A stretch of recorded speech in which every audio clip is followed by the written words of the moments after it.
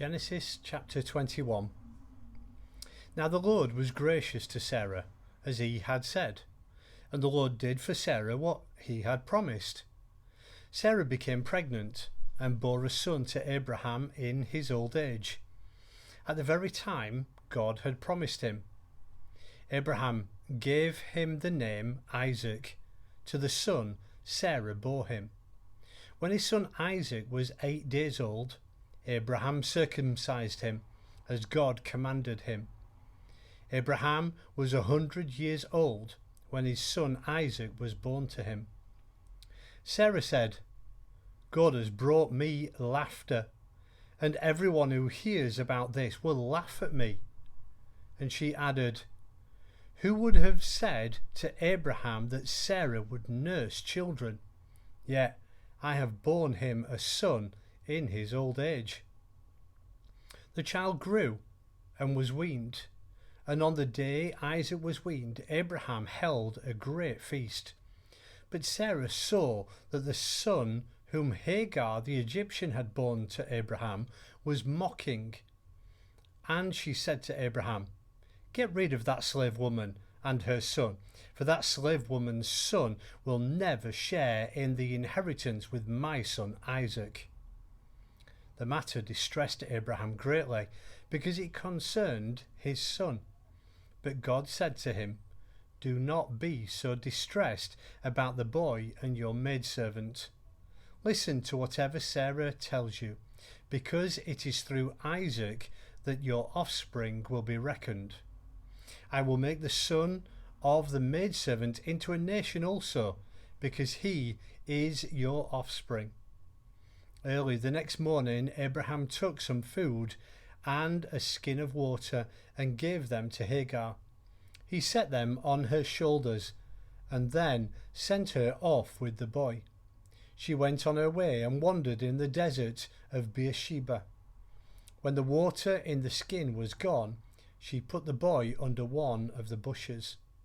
Then she went off and sat down nearby, about a bowshot away, for she thought, "I cannot watch the boy die." And as she sat there nearby, she began to sob. God heard the boy crying, and the angel of God called to Hagar from heaven and said to her, "What is the matter, Hagar? Do not be afraid. God has heard the boy crying as he lays there. Lift the boy up and take him by the hand, for I will make him into a great nation." Then God opened her eyes, and she saw a well of water.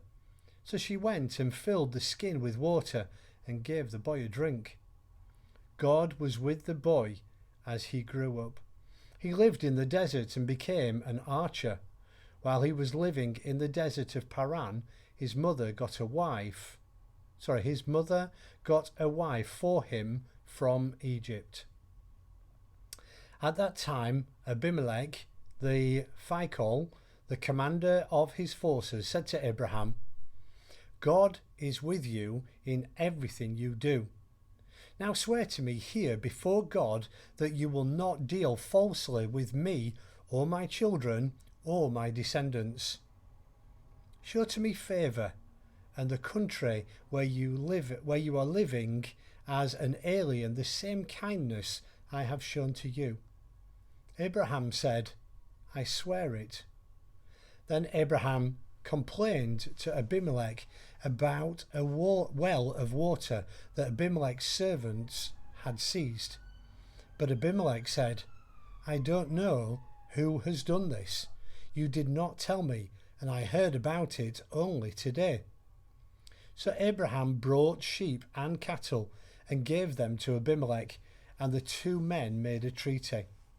Abraham set apart 7 ewe lambs from the flock, and Abimelech asked Abraham, "What is the meaning of these 7 ewe lambs you have set apart by themselves?" He replied, "Accept these 7 lambs from my hand as a witness that I dug this well." So the place was called Beersheba, because the two men swore an oath there. After the treaty, he had made at Beersheba, Abimelech and Phicol, the commander of his forces, returned to the land of the Philistines.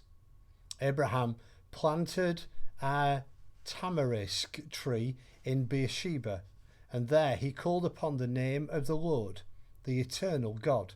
And Abraham stayed in the land of the Philistines for a long time.